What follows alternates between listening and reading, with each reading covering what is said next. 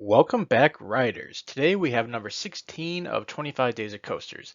If you watched a preview video for 25 Days of Coasters, you might remember that I said the B&M Hyper was a bit of a loser for me this year, mostly because I'm starting to find them just a little unoriginal and repetitive. Still very good, just not super unique, I guess. Well, there is one B&M Hyper that breaks that mold, as it has a super unique layout, and thus it still finds itself in my 25 Days of Coasters as my favorite B&M Hyper. That coaster is Goliath at Six Flags Over Georgia. Background and stats time. As stated, Goliath is a Bolliger Mabillard Hyper coaster at Six Flags Over Georgia. Six Flags Over Georgia is in Austell, Georgia, which is pretty close to Atlanta on the west side. Goliath opened in 2006 and is 200 feet tall, has a 175-foot drop, reaches 70 miles per hour, and is 4,480 feet long. So, in terms of a hyper, it is on the smaller size, but this ride definitely still feels every bit complete.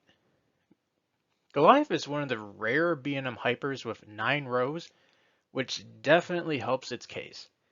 I've ridden this coaster 10 times, once during Holiday in the Park 2014, once during Holiday in the Park 2016, and 8 times this year on Memorial Day weekend across 2 days.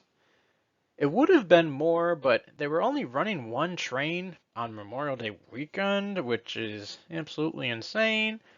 The crew was not even putting in a good effort to send trains, and they were extremely staple happy. My experience at Six Flags Over Georgia this year was not great, but getting a little sidetracked, that's a story for another day. And despite all that, I was still absolutely in love with this coaster after not riding it since 2016. A stark contrast to yesterday, Goliath has no theming. Zip zero. Goliath really starts with a drop. It's a little smaller, but it's still good, especially thanks to the aforementioned ninth row. After the first drop, you rise into a huge camelback. This gives great and sustained floater, borderline floater ejector in the back. On the exit of the airtime hill, you hit a left-hand turn, which piles on some G's, and this turn you can see in the picture is definitely more preferable to B&M's other like turnarounds, like the hammerheads and stuff. After this turn, you have another airtime hill, which is pretty like equally as good as the first one, I would say. At the valley of this airtime hill in the next element, you ride over a pond, which is pretty cool, and I guess it adds a couple bonus points. Fun fact, on my ride in 2016, I got hit in the head by a flying hat at this point in the ride. Anyways, this leads into the signature element of Goliath, the downwards helix. Entering into the helix, you get a little airtime. You then bank left and turn what feels like an eternity, and it is extremely intense. Definitely on the short list for most intense B&M moment, excluding like maybe their pretzel loops. I was graying out on most, if not all, of my rides during this element. Directly after the infamous helix, you enter a third airtime hill, which again, sustained floater, approaching ejector. Up until this point in the ride, I would say the layout has been slightly unique, definitely the helix, but the other stuff not super unique. But from this point on, it has an ending like no other B&M Hyper. After the third airtime hill, you enter some kind of like bank turn, but the profile is really different than the other B&M bank turns. And I think it's better. It's definitely got some like weird kinks. From there, you enter the fourth airtime hill. This one feels similar to the other three, but this one has an added bonus or perk, I guess, of riding over like the road to go into the parking lot, and then you're also like traveling over the tram area. It's cool to ride over all the people either entering or exiting the park. After that, you hit the fifth airtime hill. I think this one's a little weaker than the other ones, but it still produces some good forces. At this point, you're riding through some trees, which is pretty cool, as you enter the sixth airtime hill, which, if you've been keeping track, that's the third in the row. This one is slightly different though, because the end of the hill is a little more abrupt.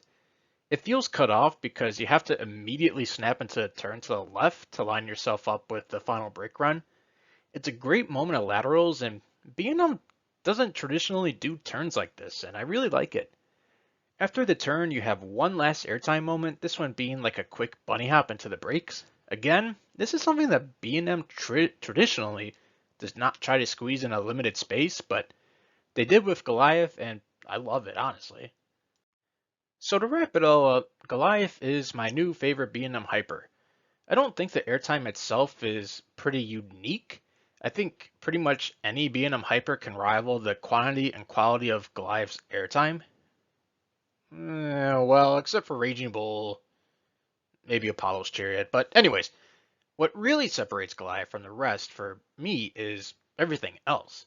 The turn after the first airtime hill, riding over the pond, riding over the road and parking lot walkway, riding through the trees at the end, the last turn to line up with the brake run, the bunny hop before the brake run, the turn after the third airtime hill, and of course, most importantly, who can forget, the downward helix. It's absolutely electric.